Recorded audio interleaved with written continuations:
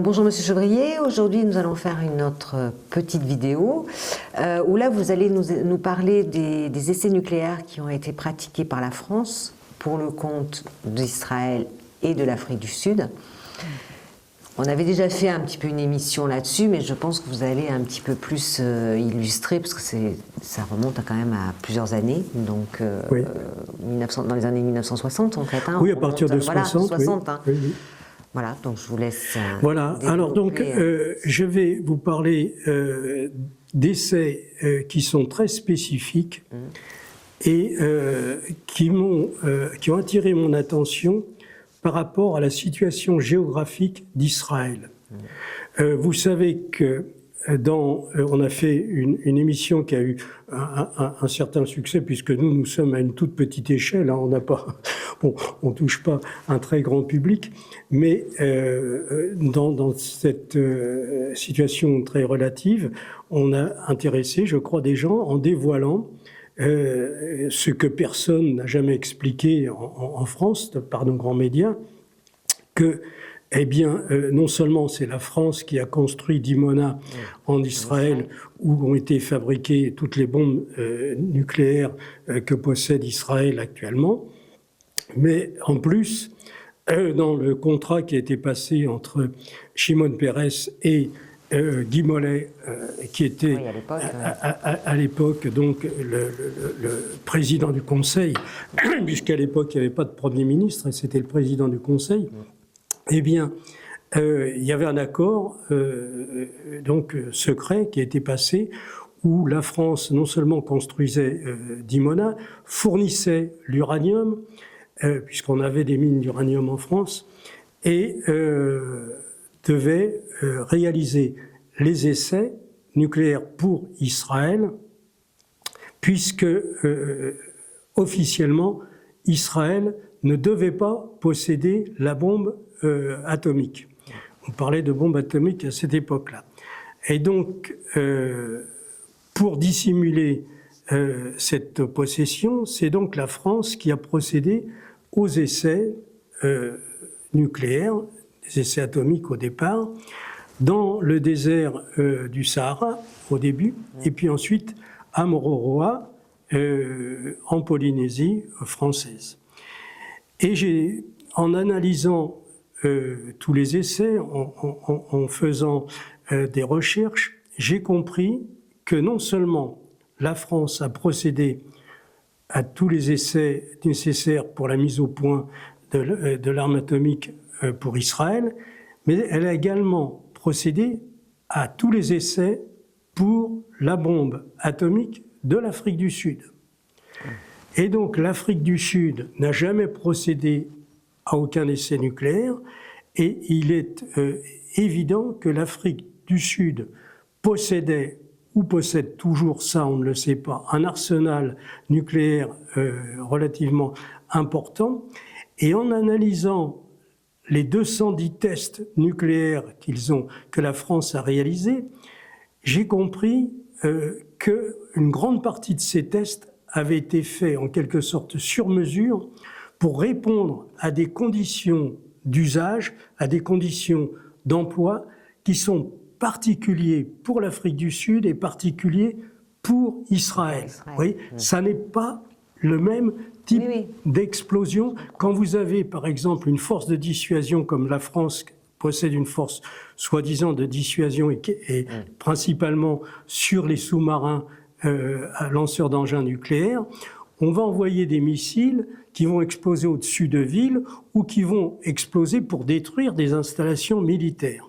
Les installations militaires seront détruites par des explosions au sol, et là, en l'occurrence, Israël, qui est un tout petit pays, ne peut pas utiliser des explosions au sol, parce qu'il récupérerait, si vous voulez, toutes les retombées radioactives. Donc Israël est tenu d'utiliser des explosions à basse altitude, qui ne font pas de retombées radioactives. C'est-à-dire qu'Israël pourrait très bien utiliser des armes nucléaires au-dessus, par exemple, de la Syrie, au-dessus du Liban ou en Turquie, sans avoir le retour des retombées radioactives. Donc il faut pour cela se préparer à faire des explosions à basse altitude qui ne produisent pas de retombées radioactives. Alors je vais vous faire voir ce qui a été fait dans les essais qu'ont fait les autorités françaises. Donc on a procédé à 210 explosions qui ont été appelées essais, dont plus d'une cinquantaine explosions à basse altitude. Alors, ces explosions, elles portent un numéro, il y a une date, il y a un nom, il y a le lieu et le système de tir qu'on a utilisé. Donc toutes ces explosions ont été faites en portant la bombe par un ballon. Vous voyez ? Donc le ballon, on le fait monter à 600 mètres ou à 900 mètres d'altitude, et là on déclenche l'explosion. Alors la première explosion à basse altitude a été réalisée le 11 septembre 1966, et alors curieusement, c'est là où j'observe et je comprends que ces explosions ne sont pas pour la France, mais qu'il y a 3 pays producteurs. Vous avez, dès la première fois, vous avez 3 explosions qui ont lieu dans l'espace de moins d'un mois. Bon. Quand vous avez fait une explosion, il faut refabriquer une bombe. Absolument. Or, la France n'avait pas la capacité de faire 3 fois la même chose. Alors là, on a 3 explosions. Il y en a une qui se déroule à Mororua, l'autre est également à Fangatofa. Et donc, vous avez 110 kilotonnes, 115 kilotonnes, 205 kilotonnes. Donc, des puissances importantes. Et bien là, vous avez l'explication. Il y en a une qui est faite pour la France, il y en a une qui est faite pour Israël et une qui est faite pour l'Afrique du Sud. Ensuite, alors là, il y a un trou. Ils font 3 explosions. Septembre, octobre, début octobre, tout ça. Donc il y a 3 fournisseurs. Nous qui sommes dans l'industrie, on sait bien comment ça se passe. On a une capacité de production, il nous faut 3 mois de délai, etc. Donc là, il y a 3 bombes qui sont livrées de 3 fournisseurs différents et qui sont testées parce qu'on a tout l'équipement, les équipes, etc. pour faire le truc. Ensuite, l'année 67, à nouveau, Juin, juillet. 3. Vous en avez une qui est alors début juin, fin juin, début juillet. Voilà les 3. Donc ça, sans aucun doute, pour moi, si vous voulez, en tant qu'industriel, je comprends qu'il y a 3 fournisseurs différents, c'est évident. On ne va pas faire 3 fois dans le même truc, on n'a pas la capacité de reproduire, parce que quand vous faites un essai, l'essai n'a d'intérêt que pour analyser les résultats de cette explosion.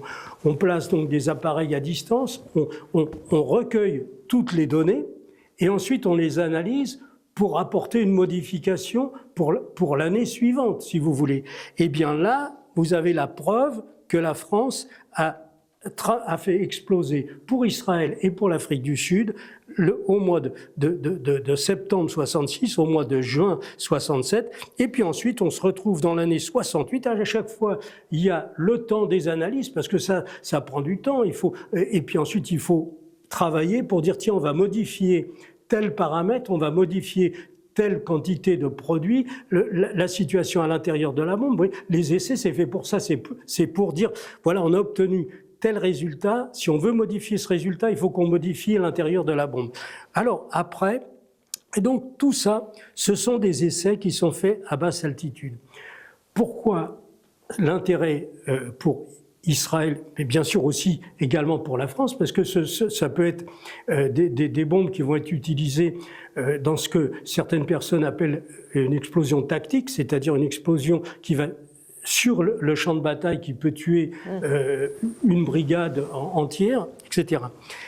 Alors là, en 68, vous avez à nouveau une campagne de tests, et là on passe à des puissances très importantes. Vous imaginez le ballon qu'il faut. Là, on est encore sur 115 kilotonnes, 450 kilotonnes, ça devient important, 150, 2 mégatonnes, 6. Là, c'est quelque chose d'énorme, vous voyez. Donc là, on pourrait imaginer que cet essai, il est destiné pour une grosse agglomération, vous voyez, ah oui, parce que 2 mégatonnes 600, c'est Istanbul, vous voyez, boum.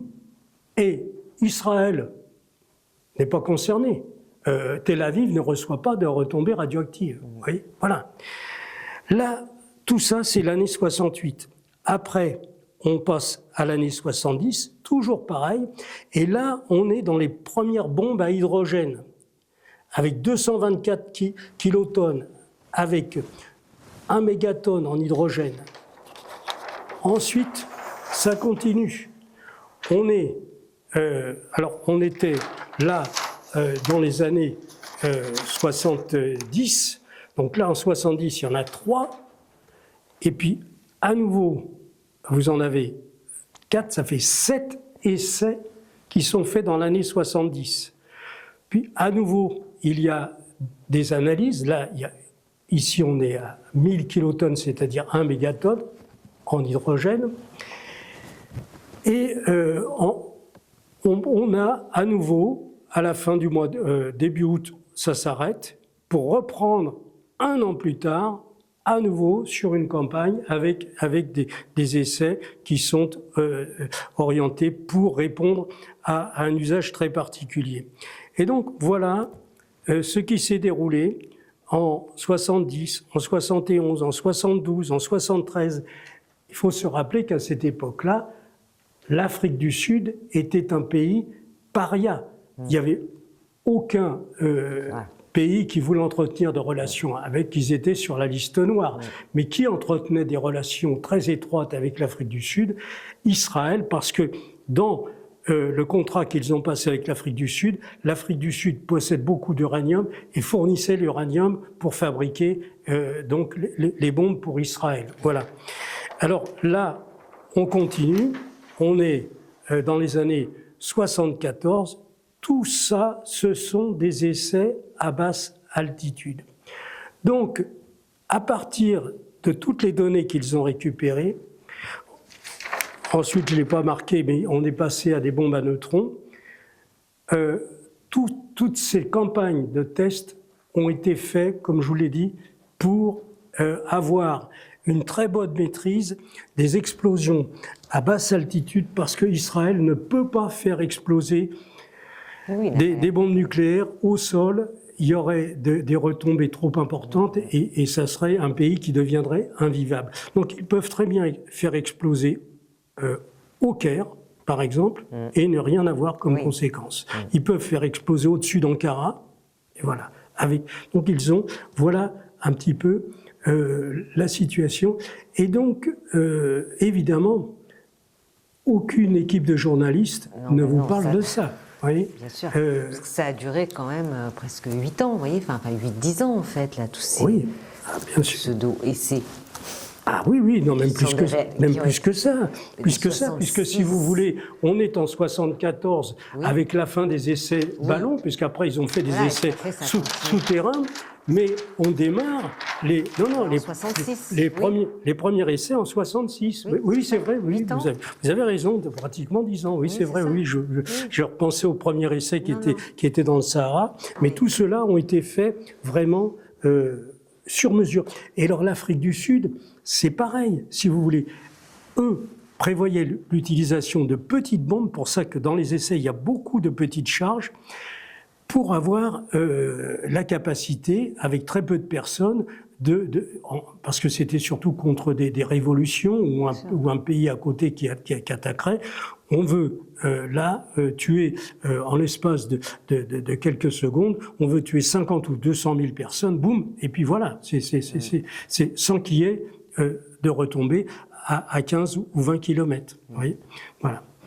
Donc on a en France une responsabilité importante, mais les gens, évidemment, à cette époque, Guy Mollet et les autres, n'imaginaient pas je pense pas, non. l'évolution de tout ça. Mais maintenant, à supposer qu'Israël va utiliser ses armes, voyez, contre la Turquie, contre l'Égypte, qui sont une menace pour Israël,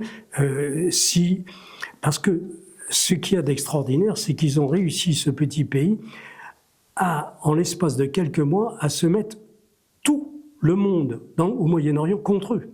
Oui, complètement, oui. Avant, il y avait l'Iran qui était l'ennemi de l'Arabie Saoudite. Avec ce qu'ils font à Gaza depuis des mois, ils ont réussi à mettre maintenant l'Arabie Saoudite d'accord avec l'Iran. Vous voyez, les sunnites avec les chiites, c'était quelque chose d'impensable. Oui, c'est impensable. Oui, mais bon, après, Israël, on le sait, a toujours été soutenu déjà par les États-Unis, par l'Occident, etc. Donc en fait, là, on est en train d'assister à une espèce de scission, parce qu'en fait, c'est un tout petit pays enclavé dans la partie Moyen-Orient, mais en fait, là, les blocs sont vraiment en train de se séparer. Enfin, là, c'est net, quoi. Enfin, je veux dire, c'est aux yeux de tout le monde. Là, on peut pas le nier. Donc, c'est compliqué quand même. Enfin, pour un petit pays comme ça... Ils sont dans une situation économique épouvantable. Voilà.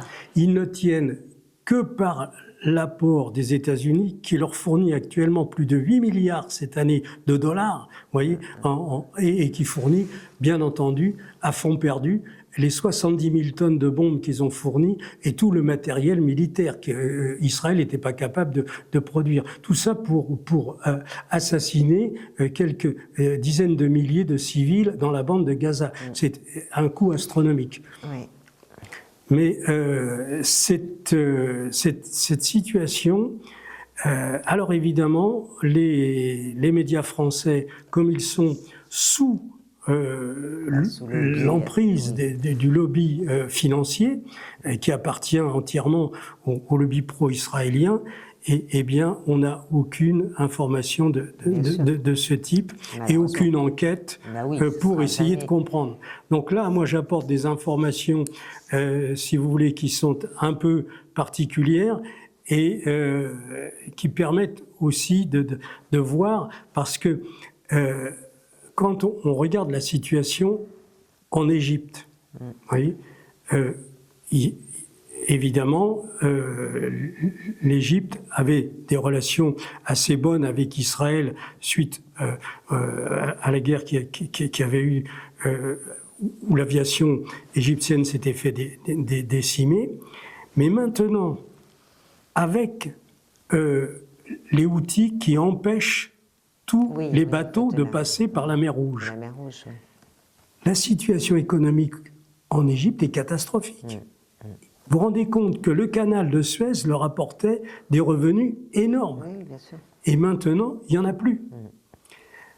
D'un côté, vous avez un manque d'argent qui n'arrive plus, et de l'autre côté, vous avez tout le peuple égyptien qui est sur des charbons ardents pour que l'Égypte fasse quelque chose contre Israël pour arrêter le massacre à Gaza. Et donc, combien de temps est-ce qu'ils vont tenir? Oui, c'est ça qui est... et là, vous avez en quelque sorte la réponse qui est prévue. Si l'Égypte envoie ses troupes pour attaquer, eh bien le Caire, c'est pratiquement 30 millions de personnes. Hein. Boum! Là, c'est rayé de la carte. Voyez. Et même chose vis-à-vis de la Turquie. La Turquie, qui est la deuxième armée de l'OTAN, 2 millions de personnes, de militaires, hein, 1 million sous le drapeau, 1 million qui peut être rappelé en l'espace de 4 semaines. Une puissance militaire phénoménale. Que peut faire Israël? Envoyer 2 bombes sur Istanbul, 2 sur Ankara, et c'est terminé. La guerre s'arrête, il n'y a plus personne. Vous voyez? Donc ça, ils ont tout. Ils ont les avions pour porter les bombes et ils ont les missiles pour porter les bombes. Voilà.